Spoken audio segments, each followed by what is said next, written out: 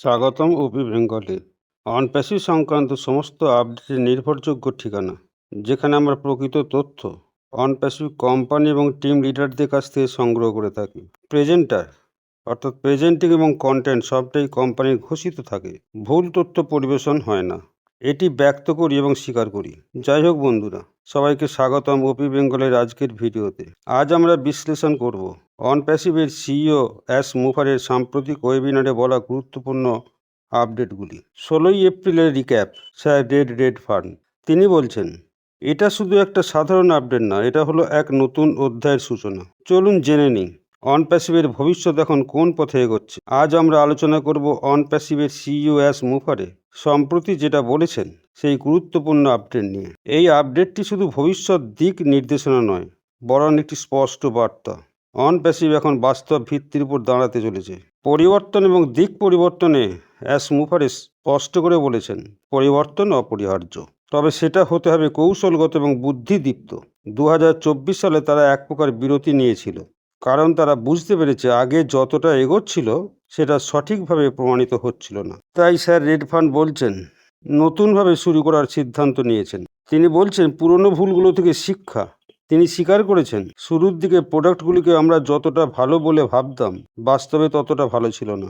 বিজ্ঞাপন ছিল অবশ্য দুর্দান্ত, বুর্জ খলিফা, জিটেক্স ইভেন্ট সবই হয়েছিল, কিন্তু সেই সময় প্রোডাক্টগুলো প্রস্তুত ছিল না। এখানেই সবচেয়ে বড় গ্যাপ তৈরি হয়েছিল। মার্কেটিং আর বাস্তবতা একসাথে ছিল না। তাহলে এখন কি হবে? এখন থেকে তিনি প্রতিশ্রুতি দিয়েছেন, কোনো কিছু বলার আগে তা পুরোপুরি প্রস্তুত থাকতে হবে। তিনি বলেছেন, ধরুন 20টা কাজ করা হয়েছে, আপনাকে তিনি জানাবেন যখন 15টি রেডি থাকবে, মানে বাকিগুলিও প্রায় শেষ হয়ে গেছে। এটা একটা নতুন দৃষ্টিভঙ্গি, প্রথমে কাজ পরে কথা। টিম এবং নিয়োগ সংক্রান্ত যে ভুল অ্যাশ বলেছেন, তিনি আগে অনেকের উপর বিশ্বাস করেছিলেন, যারা টিম তৈরি করেছিলেন তাদের হাতে ছেড়ে দিয়েছিলেন, কিন্তু সেটি ছিল বড় ভুল। এখন থেকে প্রত্যেক নিয়োগ হবে তার সরাসরি তত্ত্বাবধান এবং সবাইকে আইনি চুক্তি এবং যোগ্যতার প্রমাণ দিতে হবে। তিনি বলেছেন, ভীষণ বনাম লোভ। আমরা যারা শুরু থেকে ছিলাম, আমরা এসেছিলাম ভীষণের জন্য, কিন্তু কোম্পানির অনেক কর্পোরেট লোক এসেছিলেন শুধু টাকা পয়সা রোজগারের জন্য, স্যালারি, বোনাস আর সুযোগ গ্রহণের জন্য। ফলে সেখানেই তৈরি হয়েছে অসততা, ভুল চরিত্রের মানুষদের। অ্যাশ বলেছেন, সফলতা হচ্ছে আসল শেষ কথা।